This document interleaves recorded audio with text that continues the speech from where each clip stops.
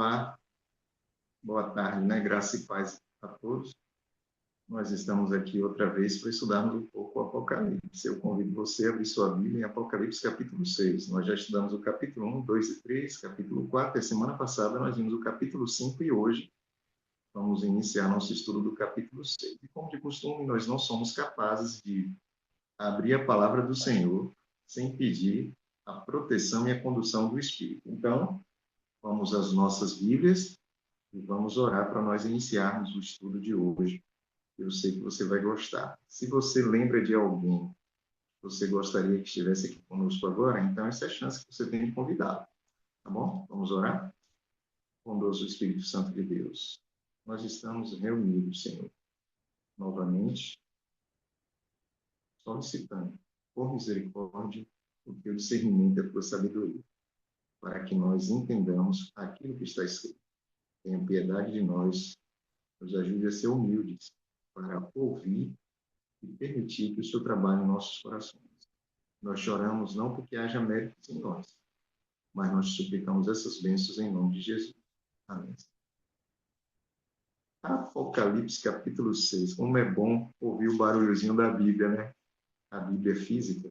Só que eu preciso utilizar a Bíblia digital, porque já não enxergo tão bem assim, né? Então, na hora da leitura, eu preciso da ajuda da Bíblia digital. Apocalipse capítulo 6, eu já vou projetar aqui o material que vocês já sabem, é costume no final, ou quando termina um capítulo, nós disponibilizamos lá no na nossa comunidade, no nosso grupo. Se você está acompanhando aí ao vivo, ou em outro momento, quer também receber esse conteúdo e outro, este conteúdo de agora e outros conteúdos que nós desenvolvemos, basta você solicitar no canal ou entrar na comunidade.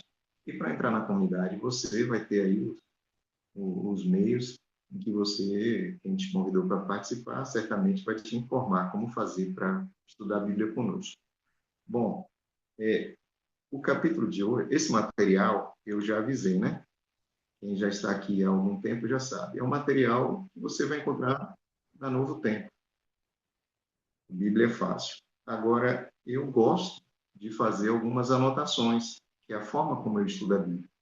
E eu compartilho essas anotações aqui com vocês, que eu acredito que vai facilitar para que vocês também entendam um pouco melhor a Bíblia. E eu gostaria de falar uma coisa para vocês. Esse ano, eu perdi um grande professor. Ele foi meu professor há muito tempo de matemática.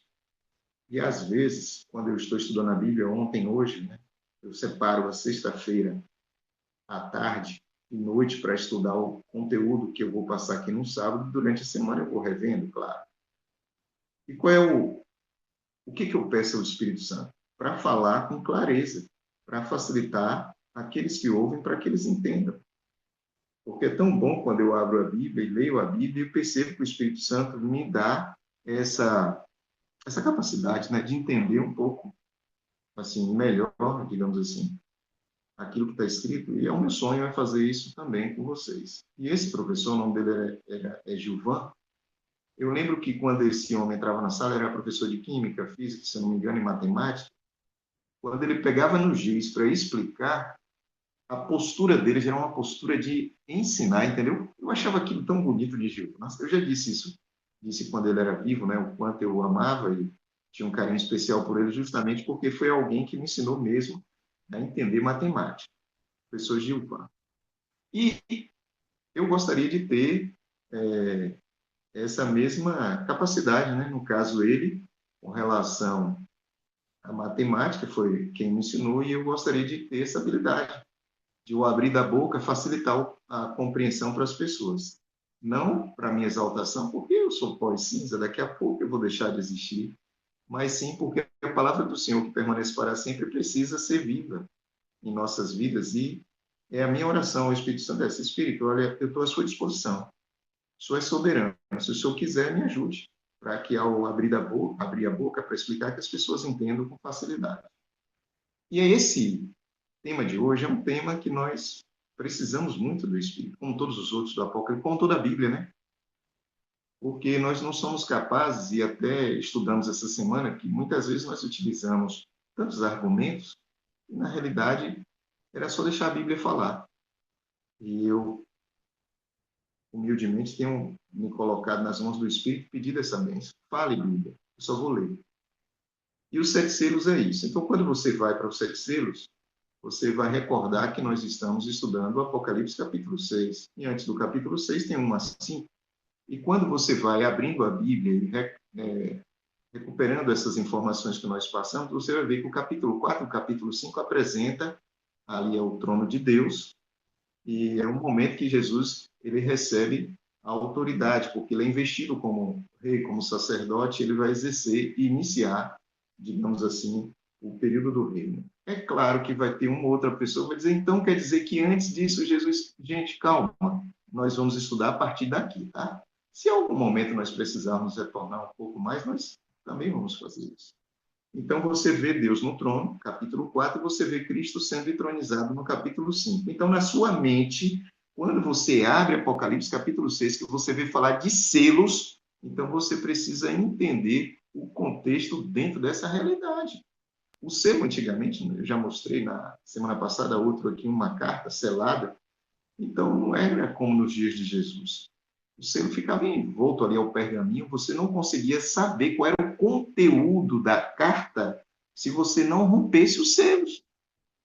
Então, a primeira coisa que você vai descobrir, e esses 7 selos são instrumentos que Cristo usa para a santificação, purificação da igreja, durante a implantação e a extensão, ou seja, o avanço do seu reino. Então, o Apocalipse vai apresentar, e é o pergaminho que vocês estão vendo aí, um exemplo de como seria, né? E nós já estudamos essa questão de escrito por dentro e por fora, na semana passada nós vimos isso, e ele está selado, ele tem 7 selos. Bom, só Cristo é capaz de abrir esses selos, porque ele, com o seu sacrifício, ele se colocou nessa condição de o nosso redentor, o nosso Deus Todo-Poderoso, e ele sempre foi. Cristo, ele não existe início nem fim, nem por Pai, nem por Filho, nem por Espírito Santo, sempre existiu, e ninguém tem dúvida da divindade de Cristo entre nós. Nós já falamos sobre isso também. Então, avançando, nós temos aqui a abertura dos 7 selos. E a primeira coisa que você e eu precisamos saber é que há uma sequência. Então, a abertura dos selos que nós vamos estudar agora, ele se apresenta em 2 etapas. Na primeira etapa, você vai ver 4 selos sendo abertos. E esses 4 selos têm a presença de 4 cavalheiros. Você acompanha isso em Apocalipse 6, de 1 a 8. Na sequência, você vai ver a abertura dos outros 3 últimos selos. Então, a sequência é 4 e 3. Só que nos últimos 3, há um intervalo entre o quinto entre o sexto e o sétimo. Esse intervalo nós vamos chamar de interlúdio, ok? Que é justamente um período ali que ocorre entre uma pergunta que precisa ser respondida no sexto selo, aí vem a resposta para aquela pergunta e depois vem o sétimo selo. E esse sétimo selo nós vamos descobrir já já. Você também precisa entender que quando nós terminamos os selos, os primeiros selos, quando você observa, você vai observar que a abertura dos últimos 3 selos, ele nos leva ao que nós chamamos de tempo do fim, ok? E isso que nós vamos também compreender um pouco melhor. Então, o tempo do fim se aproxima e nosso estudo vai esclarecer esse detalhe aí. Bom, avançando, eu tenho agora, e hoje, como de costume, né, nós vamos ler muito a Bíblia, porque para você entender aquilo que está no Apocalipse, você precisa da Bíblia, não tem como fugir. Então, nós temos hoje agora, nesse momento, 2 considerações iniciais sobre o 7 selos. Primeira consideração, e aí eu vou ler, e você vai ler também, tá? Esse material será disponível, então não precisa você fazer anotações. A cena da abertura dos 7 selos segue a cena, que eu já disse, descrita em Apocalipse 4 e 5, você vai ver ali no capítulo 5, o capítulo 4 descreve o trono de Deus. O capítulo 5 e o 4 juntos vão apresentar a entronização de Jesus ressuscitado no trono celestial, e ele é investido do seu cargo. Esse evento, você e eu sabemos que ocorre justamente no período do Pentecostes, lembra?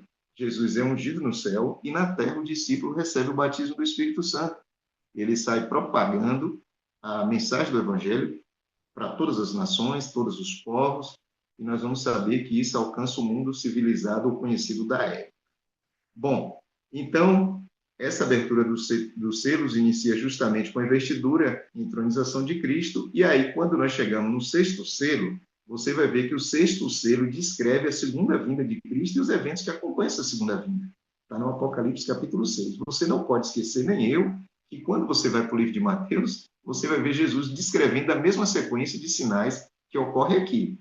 Então, Cristo, quando ele estava no monte, falando para os seus discípulos o que iria acontecer, aqui no livro de Apocalipse se repete, se amplia aquilo que Cristo falou lá. Grave essa informação.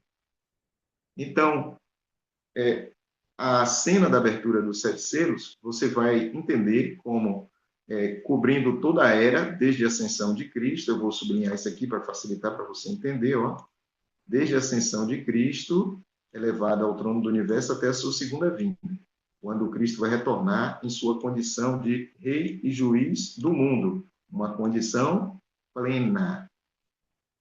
Ok? Bom, esse é o primeiro aspecto. O segundo, os eventos de Apocalipse 6, e isso eu preciso que todos vocês tenham em mente. O Apocalipse 6, esse que nós vamos estudar hoje, não descreve o conteúdo dos selos e também não vai descrever o conteúdo do livro. E aí, para um raciocínio lógico, você vai descobrir por quê. Por que o Apocalipse capítulo 6 não descreve o conteúdo do livro que está na mão de Jesus? Porque os selos precisam ser rompidos, todos, para que ele possa abrir o livro. Muita gente pode pensar que aquilo que acontece no capítulo 6 é o conteúdo do livro que estava fechado ali diante do trono de Deus, do capítulo 4 e 5. Não, não pense assim. Diferente do capítulo 1, que o próprio Jesus disse para João, escreva no livro, envie às igrejas, e aquele livro, o conteúdo são as 7 cartas. Do capítulo 6, que nós vamos estudar agora, nós não sabemos qual é o conteúdo do livro, não sabemos até agora. E também essas coisas que nós vamos estudar agora, que são frutos da abertura de cada selo, não conta o conteúdo do selo, e sim o que acontece quando o selo é rompido. Grave essa informação. Então, nós vamos ver as consequências do rompimento dos selos feito por Cristo no céu. Então, Cristo rompe o selo, nós estamos falando de linguagem figurada, naturalmente você sabe que o Apocalipse tem essa característica, e as coisas que acontecem todos na terra. Tá bom?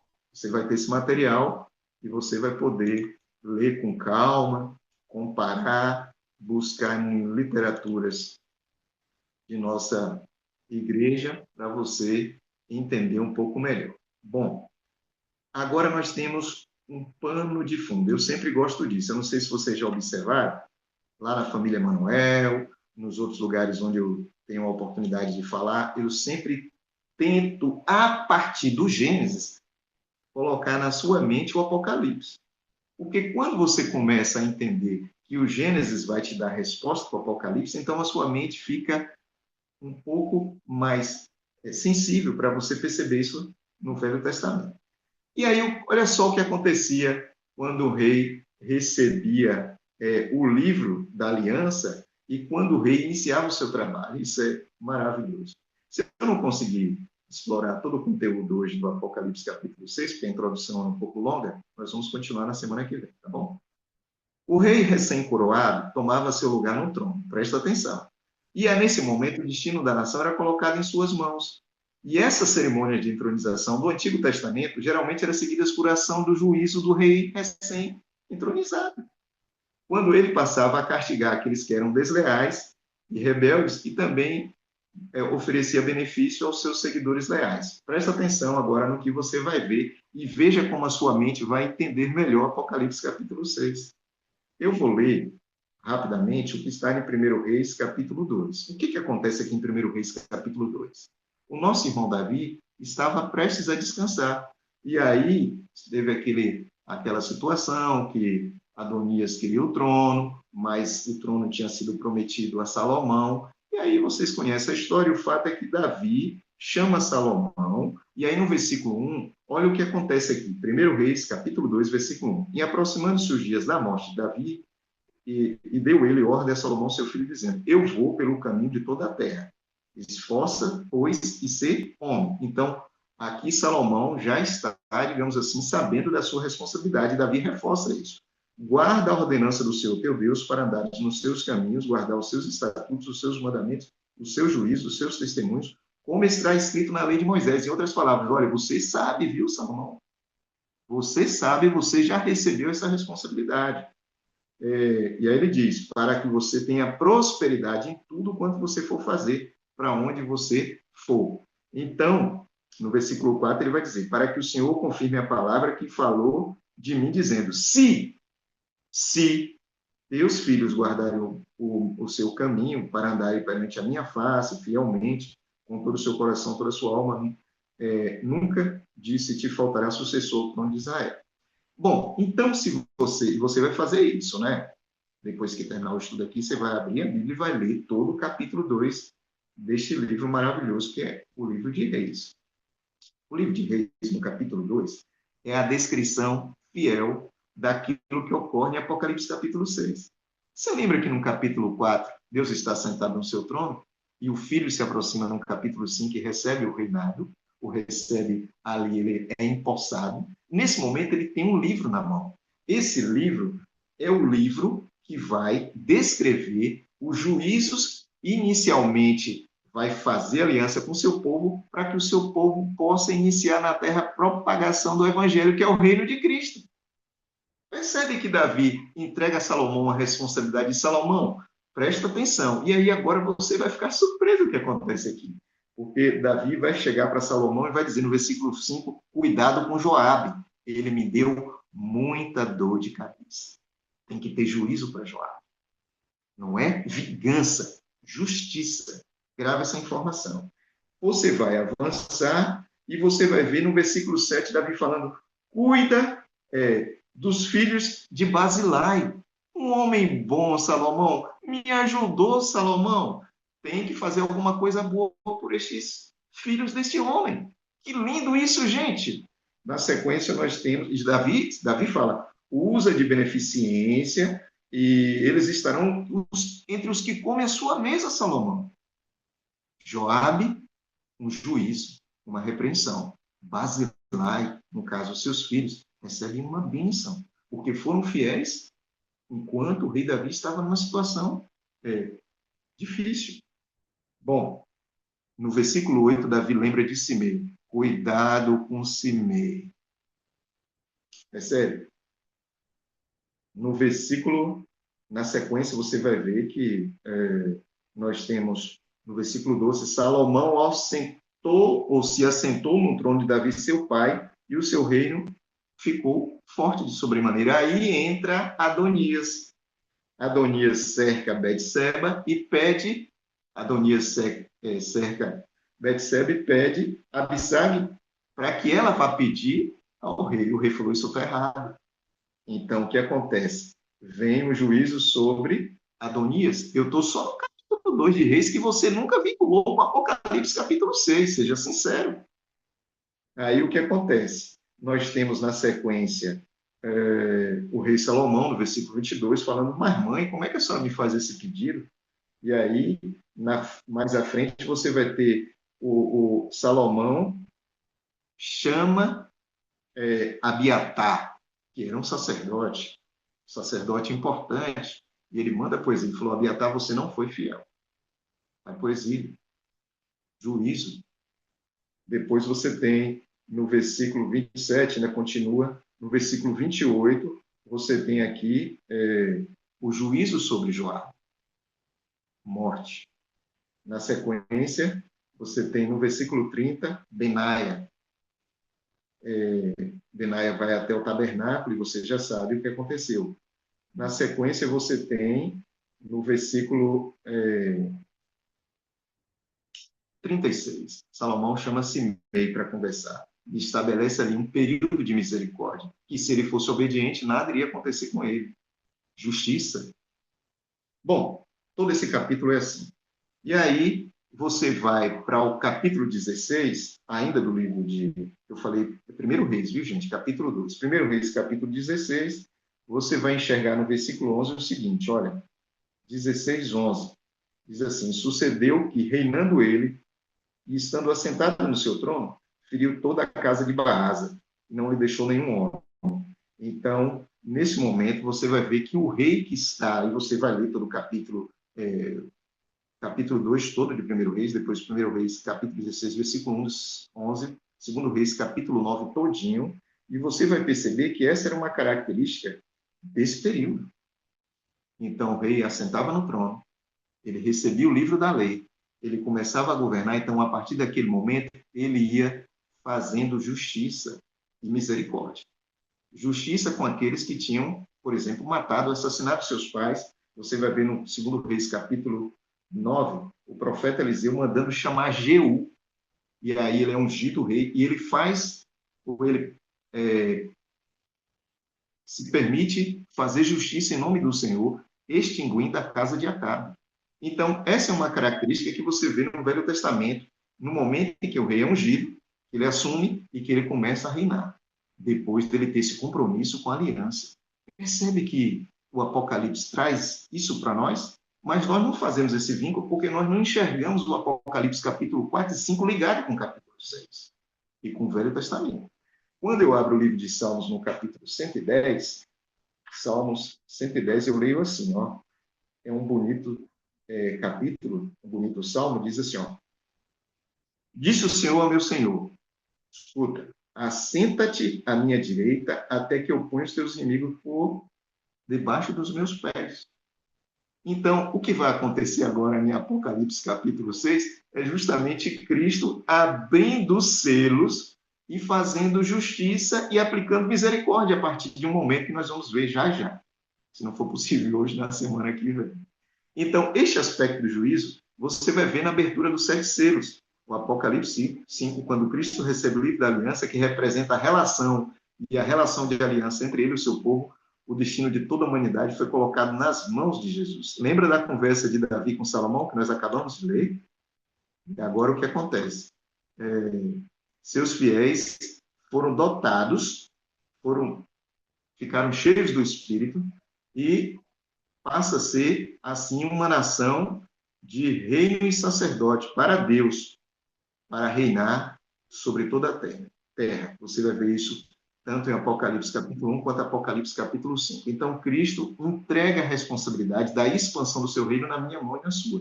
Então, nós vamos olhar um pouquinho para trás, porque agora nós vamos ver que os selos estão em paralelos com as igrejas. Que coisa legal. E aí, mais à frente, nós vamos colocar também as trombetas dentro deste pacote. Por enquanto, vamos pensar nos selos e nas igrejas, tá? Bom, na sequência, ainda olhando para isso, nós temos os paralelos entre os selos e as maldições da aliança. Porque lembra o que aconteceu?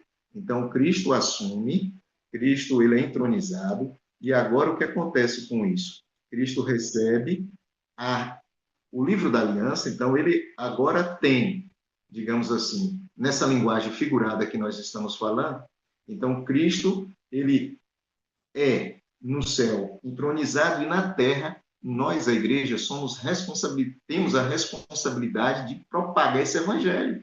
E agora a igreja ela vai sair e ela vai pregar. Será que a igreja vai se comportar bem? Ou a igreja vai repetir a história de Israel? Bom, baseado nisso, você e eu, antes de lermos os selos de Apocalipse capítulo 6, nós precisamos lembrar do que aconteceu ali e o que dizia o livro da aliança. Olha só, quando os israelitas obedeciam, estavam em obediência e cooperação com Deus, muitas bênçãos e recompensas eles tinham. Não é uma troca, não é uma barganha. Procure entender isso. É que eles eram abençoados porque estavam exatamente fazendo a vontade do Deus do céu. E aí o que ocorre? Escute. Mas se eles deixassem de obedecer a Deus, como última consequência, eles teriam um reflexo daquela falta de obediência a Deus. que o livro de Deuteronômio vai chamar de maldições. E aí, quando você abre Deuteronômio, capítulo 28, eu tenho um amigo que um dia ele pregou na igreja sobre as bênçãos e as maldições. E a ênfase foi justamente nas bênçãos, mas o capítulo 28, versículo 15 diz: será, porém, que se vocês não ouvirem a voz do Senhor e não cumprir os seus mandamentos, os seus estatutos, estas maldições virão sobre vocês. E descreve várias maldições. Essas maldições, quando você abre o livro de Ezequiel, no capítulo 14, Ezequiel capítulo 14, você lê o seguinte no versículo 21. Ezequiel 14, 21 vai dizer o seguinte, presta atenção, hein? Porque assim diz o Senhor, quanto mais se eu enviar os meus 4 maus juízos, a espada, tem espada lá no em Isaías, em Apocalipse capítulo 6, aparece espada, porque aqui te fala de espada, fome, tem fome em Apocalipse 6, feras, pestes. Vocês estão entendendo o que está acontecendo? Não é incrível que o que nós lemos agora em Ezequiel capítulo 14 está diretamente relacionado com Apocalipse capítulo 6, especialmente os 4 primeiros selos? Bom, e Jeremias fala o que a respeito disso? Jeremias capítulo 15, versículo 3 diz assim, ó, Jeremias 15, 3. Porque visitá-los-ei com 4 gêneros de males: espada, feras, aves dos céus, animais da terra, para devorar e destruir. Então, enquanto Ezequiel fala de meus 4 juízos, você lê em Jeremias 4 gêneros de castigo. Quais são eles? Guerra, fome, peste e animais selvagens. Essa coisa você vai enxergar claramente em Apocalipse capítulo 6. E aí você abre Levíticos, o livro de Levítico, e eu leio assim, Levítico, eu não vou poder ler todo, já expliquei o porquê, capítulo 26, o versículo 21 diz assim, ó, escuta o que nos disse Deus através desse livro. E se vocês andarem contrariamente para comigo e não quiserem ouvir-me, eu vou trazer as pragas 7 vezes mais conforme os vossos pecados. Alguém pode estar pensando agora, você que é de outra denominação, ou que nos ouve aí muito tempo depois. Então, nesse momento, o que esse leigo está dizendo é que Deus ele vai castigar por castigar. Olha, não pense assim. Pense da seguinte forma: quando eu me coloco contrário à vontade de Deus, naturalmente eu já estou me entregando ao mal. Então, o que eu posso esperar bom do mal? Nada. Hoje à tarde eu falava com minha esposa, nós estávamos conversando sobre diversos assuntos, batendo papo e falando justamente isso. Desde o céu, desde um Éden, que ele é mentiroso e ele vai mentir e as pessoas continuam acreditando nele, achando que se fizer alguma coisa não vai dar em nada. Mas como não vai dar em nada? Caim tentou esconder de Deus o seu pecado. Davi também. E não funciona. Incrível isso. Mas as pessoas continuam repetindo isso. E quando a coisa má acontece, a pessoa vai apontar para Deus. Foi Deus que quis. Como Deus quis? Deus não quer que ninguém passe por situações assim. A princípio, não.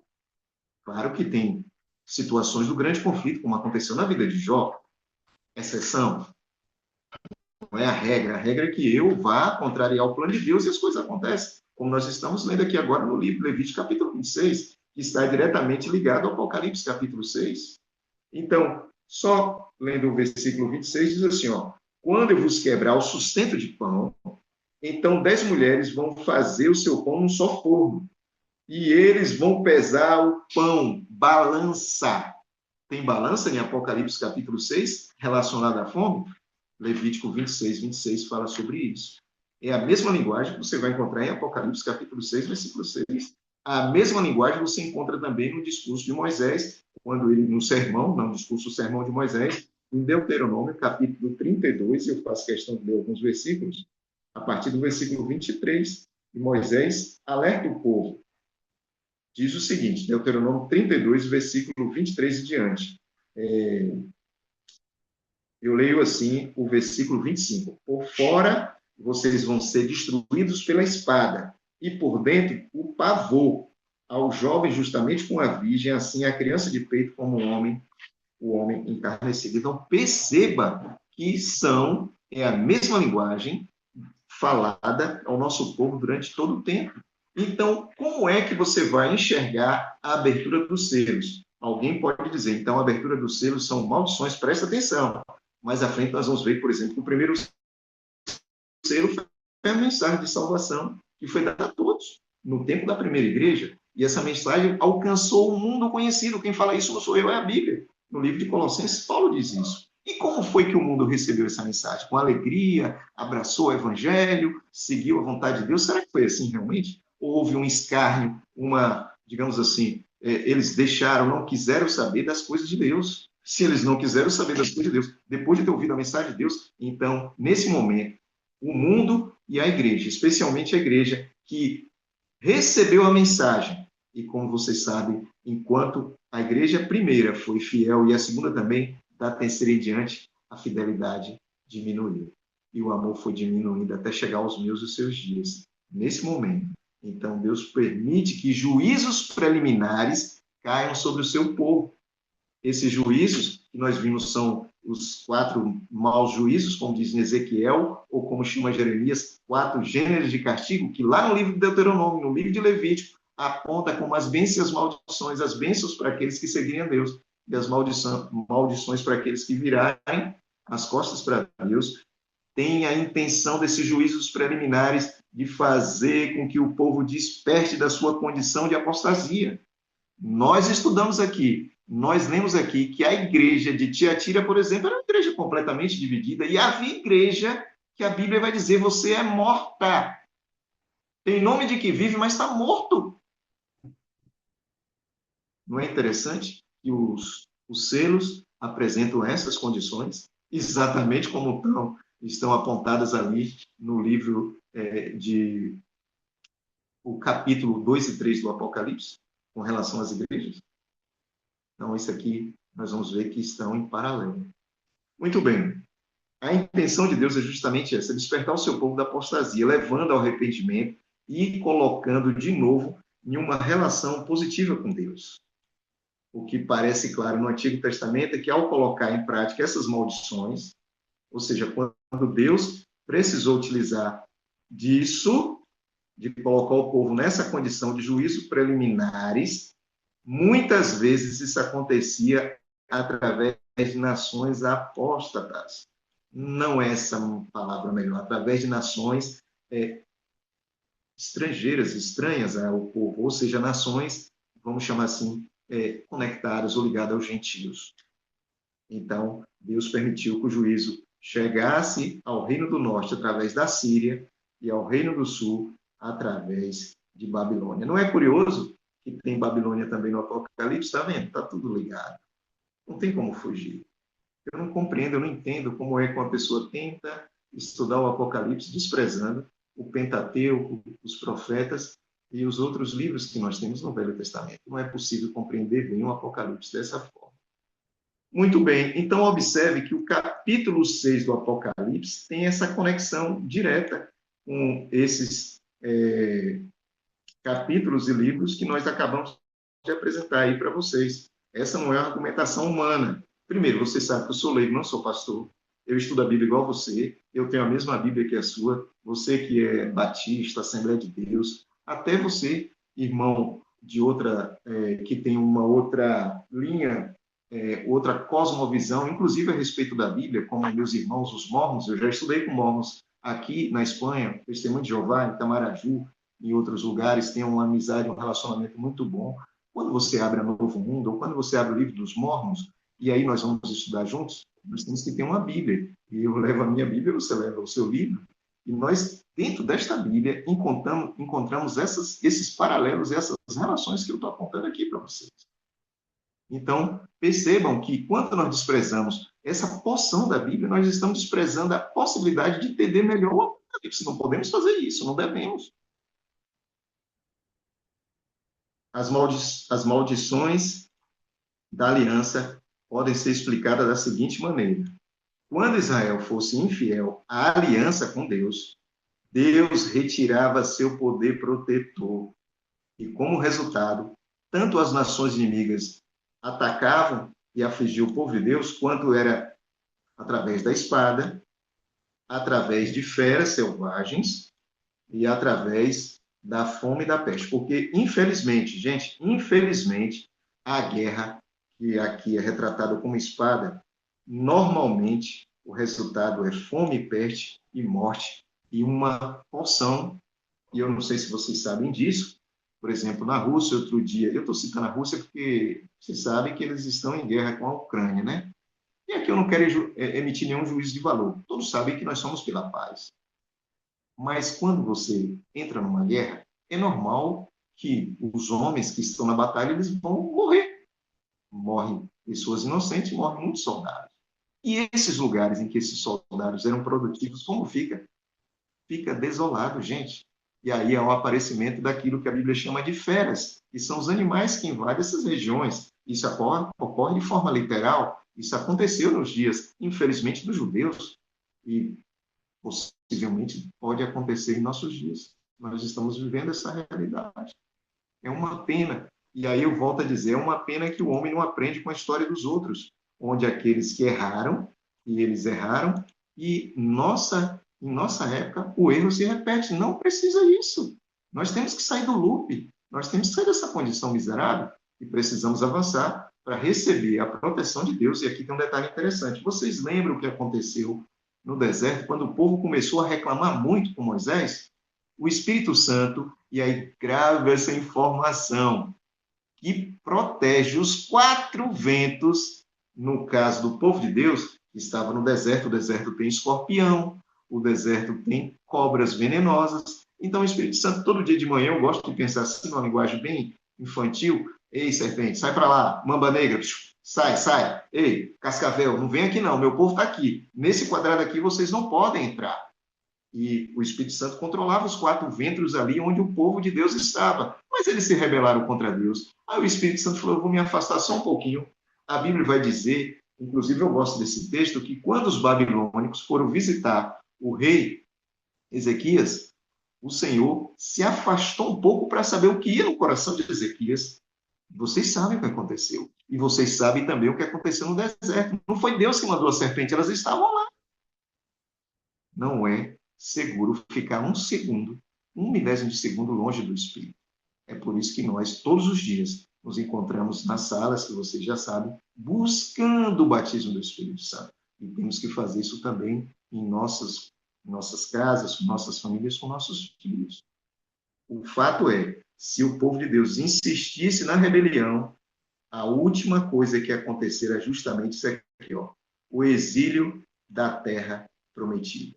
E nós sabemos que, de fato, o povo endureceu tanto o seu coração que depois que Deus mandou seus juízos preliminares, esse povo não voltou o coração ao Senhor. E quem estuda a Bíblia há mais tempo aqui comigo, lembra que quando nós estávamos estudando o livro de Daniel, eu falei sobre os sábados, sobre os jubileus, e nós vimos como aquele povo não estava muito atento a nem um ano sabático e nem o jubileu, porque eles não estavam nem aí. E quando eles começaram a fazer o certo, na última hora eles se arrependeram e voltaram exatamente a fazer aquilo que Deus não queria. Aí Deus falou: aí Jeremias, já não tenho o que fazer. Se eles não estão contentes com fazer a minha vontade, sendo meus filhos, então eles serão servos do Império Babilônico. E foi o que aconteceu. Percebam que nós estamos estudando Apocalipse capítulo 6, e aí nós estamos vendo os paralelos que existem entre Apocalipse capítulo 6, com Deuteronômio, com Levítico, com Ezequiel, com Jeremias, com a Bíblia, quando descreve sobre os quatro juízos de Deus, ou os quatro gêneros de castigo que Deus tem. A mesma coisa se repete no Apocalipse capítulo 6. Só que nós gostamos de malabarismo, né?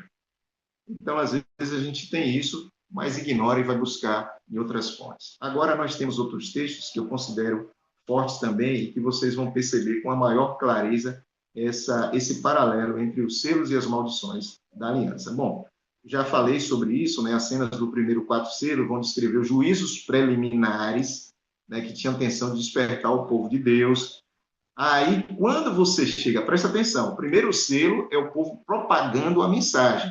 Os outros três selos é a forma como a igreja ela, digamos assim, ignorou as bênçãos e decidiu pelas maldições.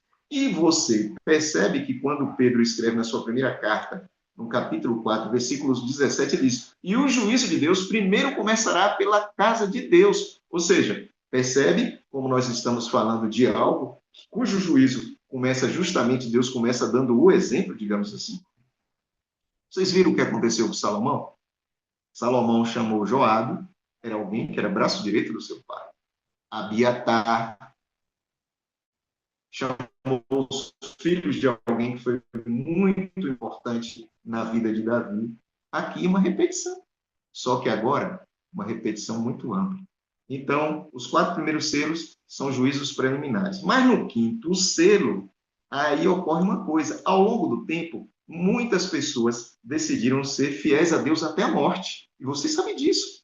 Período medieval, lembra? Nós estudamos sobre isso. A supremacia do chifre pequeno, durante 1260 anos, e muito mesmo antes disso, no período em que o quarto animal estava no poder, Roma, como Roma destruiu tudo, foi Roma que matou Jesus, matou todos os discípulos, só não matou João, que morreu de velhice, e a misericórdia de Deus deu esse presente para ele, mas todos os outros foram dizimados, eliminados por esse período em que Roma estava no poder. No Apocalipse capítulo 6, versículo 10, aparece esses mártires, uma linguagem figurada, que lembra muito a história quando Deus pergunta a Caim: Caim, cadê Abel?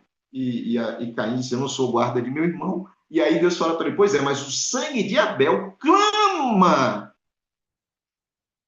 Abel estava morto. Então Deus estava dizendo o que para Caim? Ô Caim, o sangue que foi derramado desse mártir clama por justiça. A mesma coisa acontece no quinto selo, mas isso eu só vou falar no momento que nós abrimos o quinto selo, no nosso estudo. O fato é, quando você lê que eles estão clamando, e aí você abre Apocalipse capítulo 6, vai estar escrito assim, ó, Apocalipse capítulo 6, versículo 10. Olha o texto que está lá. Diz assim: e clamavam com grande voz, dizendo: até quando, ó verdadeiro e santo dominador, não julgas e vinga o nosso sangue dos que habitam sobre a terra? Então, os primeiros 4 selos tratam ali dos juízos preliminares de Deus sobre o seu povo, mas o quinto selo, que não é, que nesse momento são os mártires que morreram ao longo de todo o tempo, clamando por justiça. Você vai encontrar isso no livro de Zacarias. Você vai ler o capítulo 1, você vai prometer a Deus que você vai ler o capítulo 1. Porque Zacarias capítulo 1, no versículo 12 a 10, você vai encontrar as pessoas que estavam lá em Babilônia, no período em que o povo estava sendo massacrado, clamando por justiça. A linguagem é a mesma.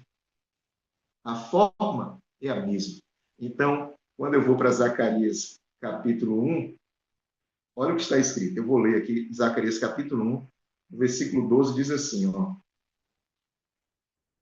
Então o anjo do Senhor respondeu: ó Senhor dos Exércitos, até quando não terás compaixão de Jerusalém?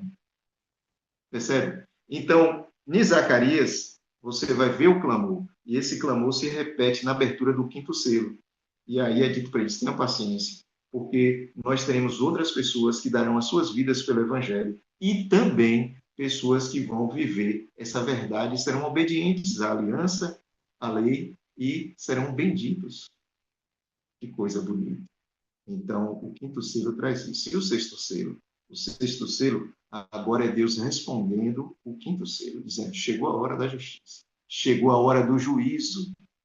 Então, na abertura do sexto selo, nós temos sinais na natureza, e aqui aponta para justamente a ira do Senhor agora se volta contra os seus perseguidores. E aqui tem um detalhe interessante. E eu não sei se vocês observaram, eu vou voltar rapidamente aqui para que vocês vejam no slide anterior. Nós temos juízos preliminares. Esses juízos preliminares são esses que vocês vão estudar aí nos primeiros 4 selos. Mas nós temos o juízo de vingança. E o texto que eu acabei passando sem ler é esse aqui, ó, que eu acabei de ler. A pergunta está em Zacarias 1:12. Até quando, Senhor? Lembra o clamor dos mártires também, dizendo: até quando, Senhor? E como é que Deus responde esse clamor? Com a abertura do sexto selo. Inicia ali, justamente quando Deus faz não mais juízos preliminares, porque os juízos preliminares têm a função de despertar aqueles que estão afastados do Senhor para que volte para o Senhor.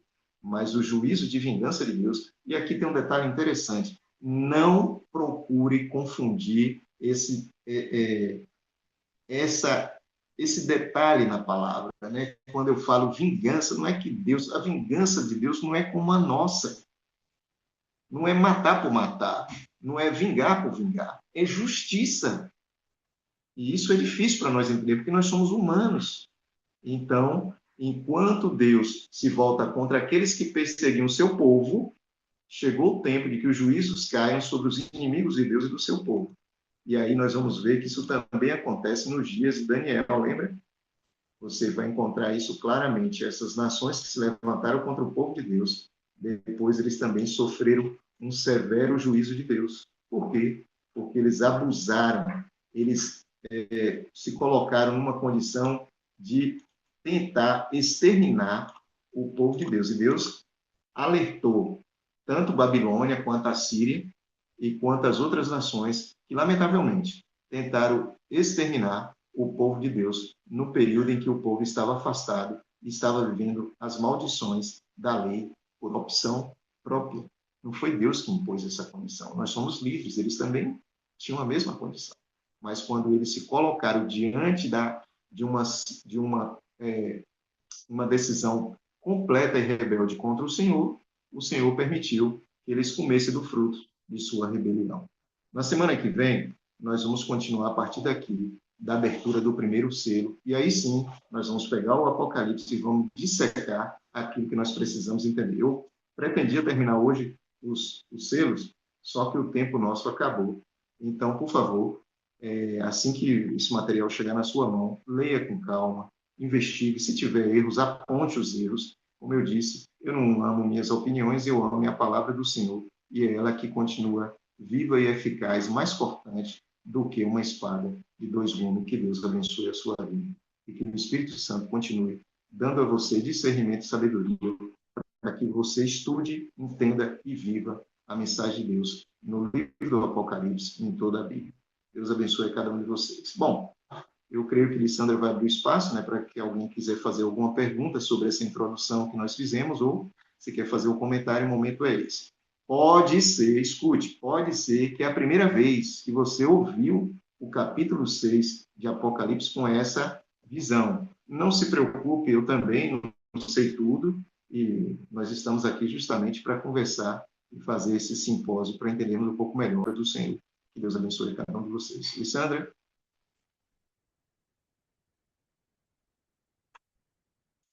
Bom, então agora chegou o momento. Se você tem alguma dúvida, pode levantar sua mãozinha. E aí a gente vai abrir agora o espaço para pergunta. Eu acho que o assunto está muito fácil, viu, professor? Que o pessoal não está em dúvida. Eita, glória. Então vamos orar. Vamos orar então, porque em alguns minutos nós vamos começar a família Emanuel e naturalmente todos são convidados, né? Oremos ao Senhor. Obrigado, Senhor, por tua palavra. Nos ajude, Pai, para que nós tenhamos uma linguagem fácil, uma linguagem que possa esclarecer aquilo que o Senhor deseja, para que nós possamos ser bem-aventurados. Decidamos pelas bênçãos, decidamos o fazer e seguir a tua vontade. Abençoa todos nós, nossas famílias, e continue nos conduzindo, Espírito Santo, pois nós te pedimos essas bênçãos não porque haja méritos em nós te oramos, te suplicamos isso e já agradecemos também, em nome de Jesus. Amém, Senhor. Amém. Deus abençoe.